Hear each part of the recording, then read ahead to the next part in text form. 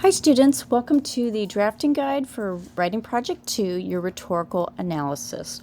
So by the time you get to this presentation, you should have a better understanding of your reading. That was the whole point of all the assignments in the previous unit. And you should have some kind of outline and thesis statement. So whether or not you feel good about that, whether or not you think you're a little lost and need some more work, hopefully this presentation will help give you some clarity and some more guidance for putting your draft together. And if not, please reach out so I can assist you. So you already have access to the Writing Project 2 official assignment sheet. That's in the handout that I post in every unit after I assign it. So you have access to that. Don't forget that it's okay to reread the prompt again or several times. In fact, I recommend you do that. But let me just explain what the assignment is here. What we're doing, the whole purpose of this is we're analyzing a text to better understand it. So just like we did with the speech exercise, just like we did with the advertisements practice, we're doing the same process. We're looking at how writers use pathos, logos, and ethos, those are the rhetorical appeals, to communicate effectively. So the whole point, your claim, is just to state how the writer does this. How does the writer communicate effectively using pathos, logos, and ethos? Turn that question into a statement, and you will have a thesis statement. And so, again, just think about, in the simplest terms, you're analyzing a text, and you're showing your readers how the writer does things, how the writer uses pathos, how the writer uses ethos, how the writer uses logos to communicate their point effectively. But sometimes it's good to learn or just remind ourselves what a rhetorical analysis is not. So let's get that out of the way, because I think sometimes there's a little confusion on some of these points. Number one, it's not a research paper. This is a one-source paper because the only source you need is the text you're analyzing. So you don't need to add anything else. There should be no other sources because it's not a research paper. Number two, it is not a reflection or opinion paper. There should be no I, meaning you, the writer, I, in this paper. Now your essay, the writer who wrote your essay might use I, but when you do your analysis, there will be no I. There will be no my. There will be no personal experiences, opinion, or anything like that. Okay, so you won't have anything like that because your opinion does not belong in an analysis.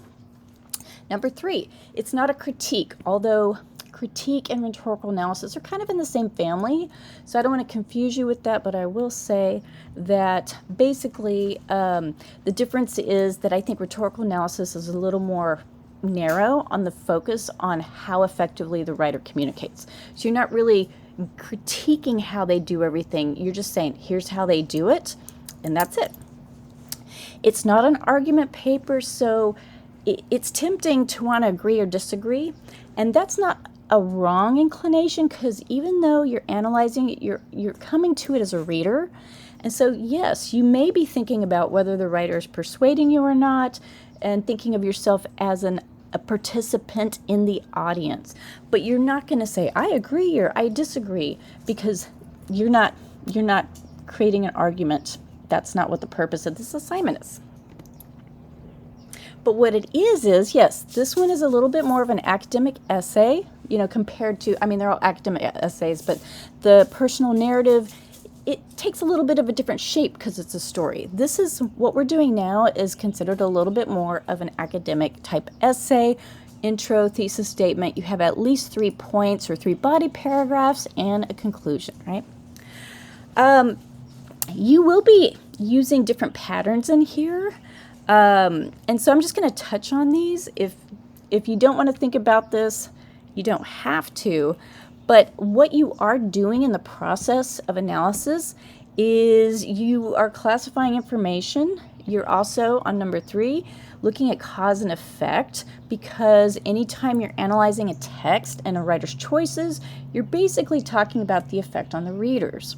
And another thing that you end up doing is comparing rhetorical devices and appeals and effects on the audience. So you may think about when you're doing an analysis that some of these other patterns do come into play.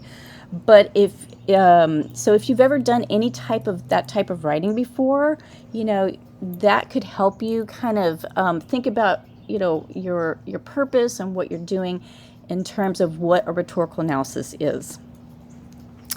The writing process, again, one of our course outcomes is to learn the process.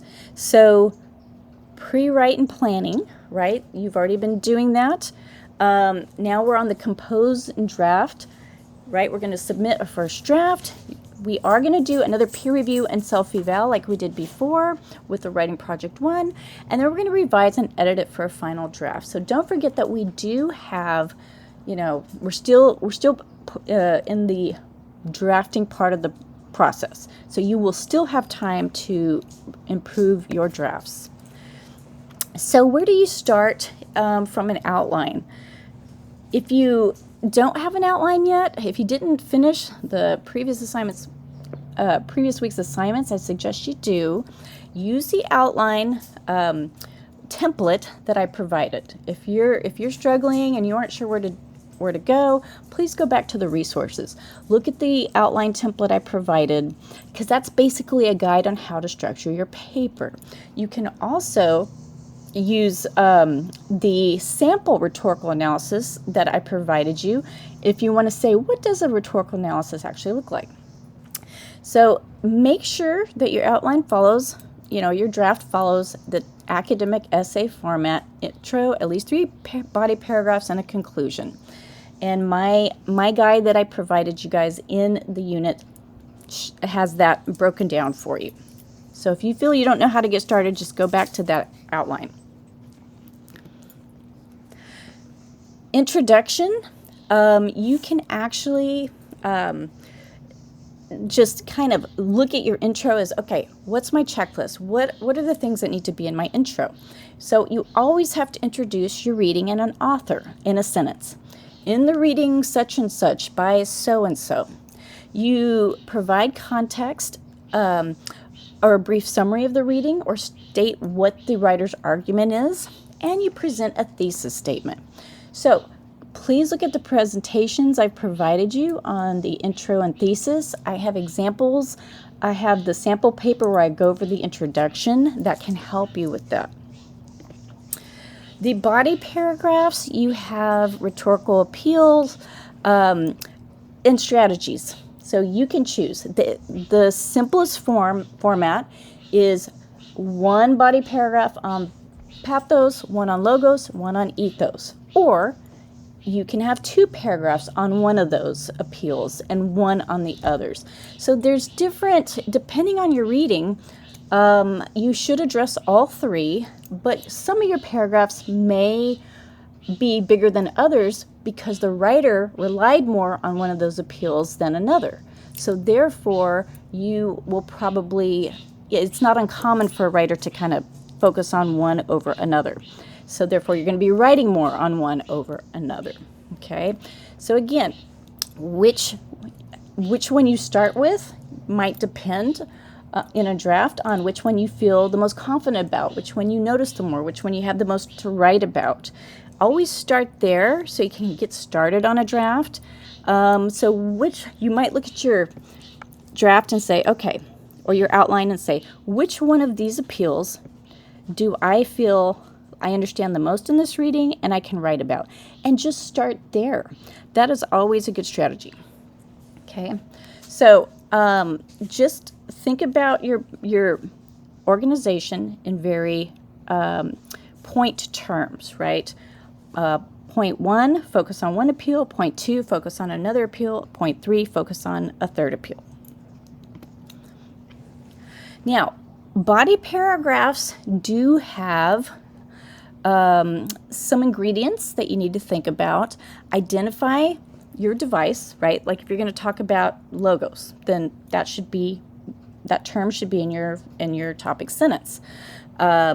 Provide some kind of text support, text evidence from your text. That is a key ingredient that you need to have. Now, We'll talk more about how to use source material, but basically, words and phrases, short text support is a great way to do that and to blend it into your own sentences. Although, you want most of the paper to be the explanation and everything, but you do need some text support, at least a little bit in every body paragraph. Okay, so a good rule of thumb is to have a little bit in every body paragraph, but you don't want to overdo it, right? You don't want to have what I call a quote souffle, where it's just all quotes and then there's no explanation or your own words, explaining what the quotes are doing. So also, explaining how the evidence is doing what it's doing. How does that snippet, that little word choice you pulled out of the text, how does that, contribute to what the writer's doing? How does that word or phrase show ethos? How does it show logos? How does it show pathos? And then, of course, everything always comes back to the thesis statement. So, if your thesis statement says your writer effectively communicates using pathos, logos, and ethos, then make sure that the paragraph connects back to pathos, logos, or ethos. And the other point over here on the right, analyze, don't simply summarize. So this is another pitfall that sometimes students fall into when doing rhetorical analysis, and the best way to, I think, curb this or avoid summarizing, save the summary for either the introduction, just a few lines, or put it in its own little paragraph if you think it's necessary before the points that you're going to talk about.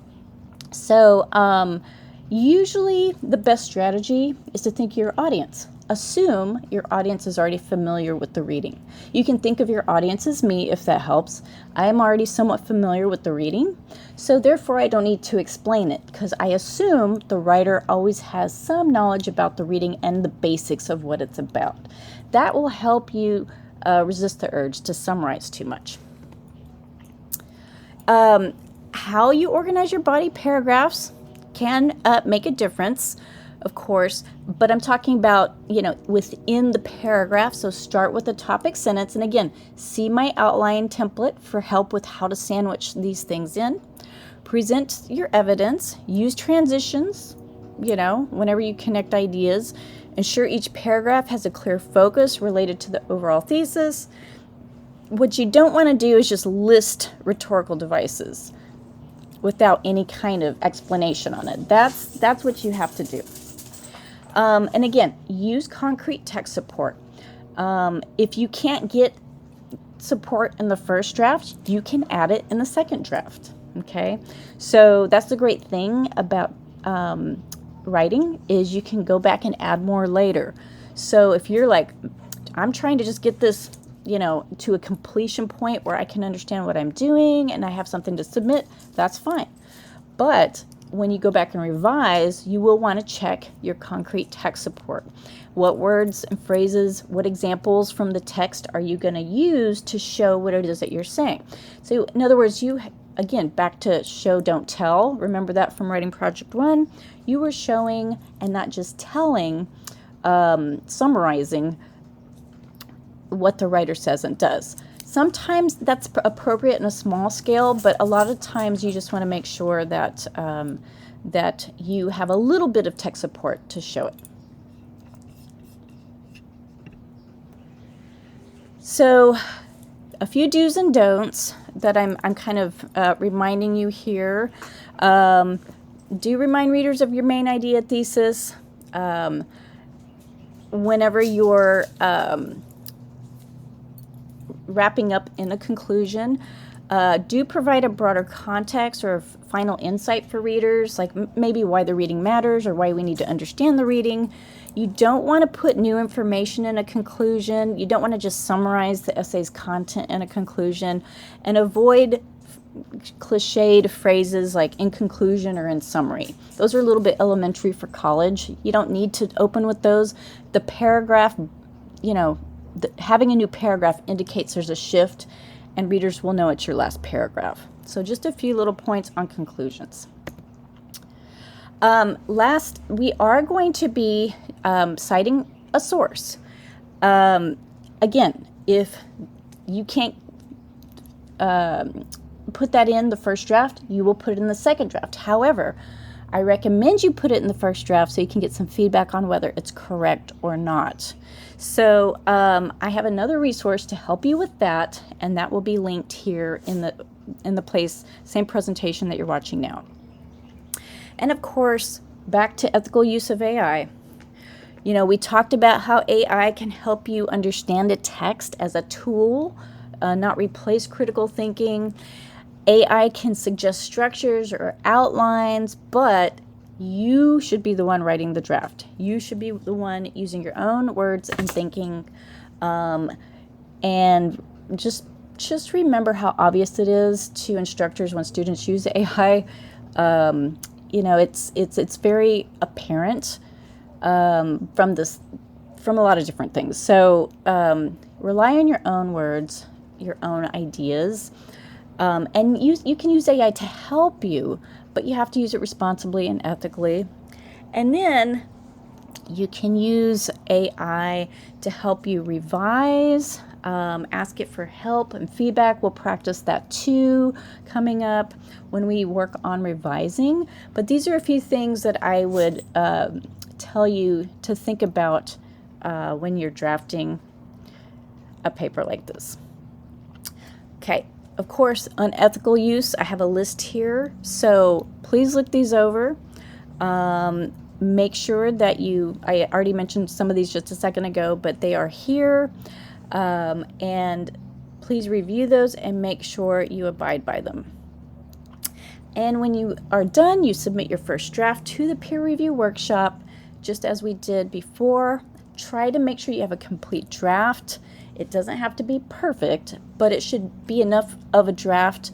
It should feel like you did enough to get feedback that can help you make it better, because you will have that opportunity. And if you have questions or need more help, you can please reach out. I think sometimes it's better to meet in a virtual conference if you need help. I think it's a lot more robust, and I can help you a lot faster if you make a conference with me. But I'll do my best if you ask me questions over email.